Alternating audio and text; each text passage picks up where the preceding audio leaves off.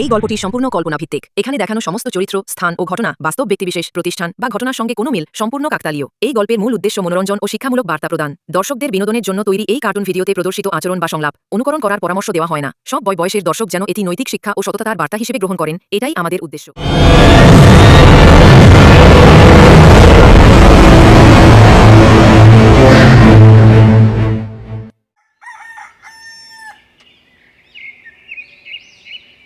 অনেক দিন আগের কথা।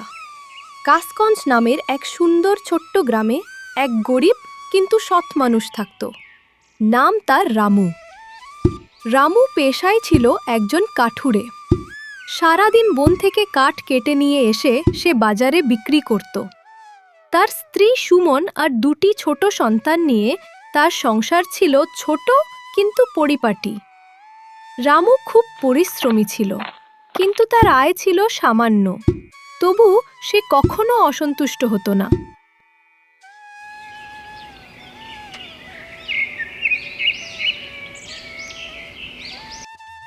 সুমন, আমি কাজে যাচ্ছি, আজ দেরি হয়ে গেছে। তুমি বাচ্চাদের স্কুলে দিয়ে এসো।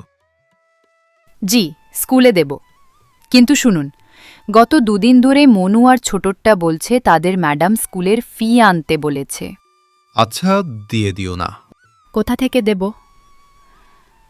আপনি যে সামান্য মজুরি আনেন তাতে ঘরেই কোনো মতে চলে। এখন ওই ফি দেব কিসে? ঠিক আছে, আজই আমি শেটলাল চাঁদের সঙ্গে বেতনের কথা বলবো। সেদিন রামু বনের অন্যান্য কাঠুরেদের সঙ্গে কাজ করছিল। সবাই কথা বলছিল শেঠ লালচাঁদ নামের ধূর্ত ব্যবসায়ী নিয়ে। এই শেঠ লালচাঁদ এক নম্বরের চালাক। পুরো কাজ নেয়, কিন্তু টাকা দেয় অর্ধেক। হ্যাঁ ভাই, আগেরবারও অজুহাত দেখিয়ে আমার অর্ধেক বেতন কেটে নিয়েছিল। সবাই অভিযোগ করতে লাগলো, কিন্তু কিছু করার ছিল না, কারণ কাজ না করলে খাওয়ার উপায় ছিল না।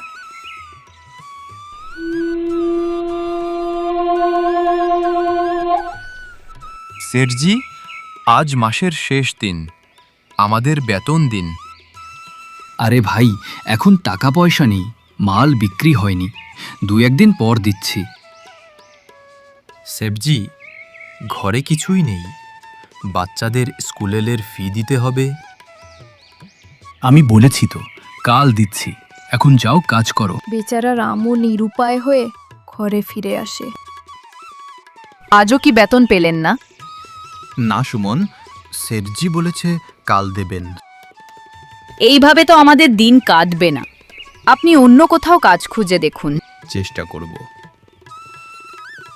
রামু কাজ শেষে নতুন কাজের সন্ধানে গ্রামের দোকানে দোকানে ঘুরছিল, কিন্তু কোথাও কাজ পেল না।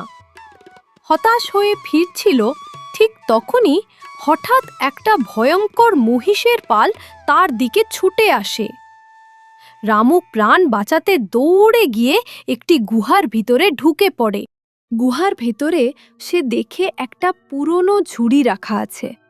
এটা কেমন ঝুড়ি? ঘরে নিলে কাজে লাগবে। সে হাত দিতে যাবে, এমন সময় গুহার ভেতর থেকে এক বজ্রধ্বনির মতো আওয়াজ হয়। রুকো, ওই ছুরি ছোঁও না।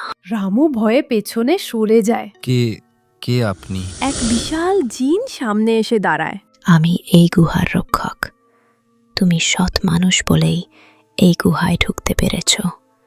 এখন থেকে এই ছুরি তোমার। আমার? কিন্তু কেন? এটি জাদুর ছুরি। তুমি এতে যে কোনো জিনিস রাখলে তা গুনে গুনে বেড়ে যাবে। তবে সাবধান, একবার যেই জিনিস রাখবে পরে শুধু সেটাই রাখতে পারবে। অন্য কিছু রাখলে সব হারাবে। ধন্যবাদ জিন সাহেব। জিন মিলিয়ে যায়। সুমন, দেখো আমি কি এনেছি, জাদুর ঝুড়ি। সে পুরো ঘটনা বলে। তাহলে এতে আমরা কি রাখব? মনে আছে একবার আমি চন্দনের কাঠ এনেছিলাম? সেটি রাখলে কেমন হয়? ঠিক আছে। তারা সেই চন্দনের কাঠটা ঝুড়িতে রাখে। মুহূর্তে ঝুড়ি ভরে যায় অসংখ্য চন্দনের কাঠে। ও মা, এটা তো সত্যিই জাদুর ঝুড়ি। রামু চন্দনের কাঠ বাজারে নিয়ে গিয়ে বিক্রি করে। সবার মধ্যে হুলস্থুল পড়ে যায়। দেখতে দেখতে রামুর হাতে অনেক টাকা জমে যায়। দেখো সুমন, কত টাকা পেয়েছি। দেখো সুমন, কত টাকা পেয়েছি। বাহ, এখন আমাদের বাচ্চারা স্কুলে যেতে পারবে। হ্যাঁ, কিন্তু আমি একা সুখে থাকব না। শেঠ লালচাঁদের অন্য কাঠুরেরা তো এখনও কষ্টে আছে। আমি তাদের আমার কাজে যুক্ত করব। তুমি সত্যিই বড় মনের মানুষ রামু। রামু তার সততা, পরিশ্রম ও সৎ মন নিয়ে শুধু নিজের নয়, গ্রামের অন্যান্য কাঠুরেদের জীবনও বদলে দেয়।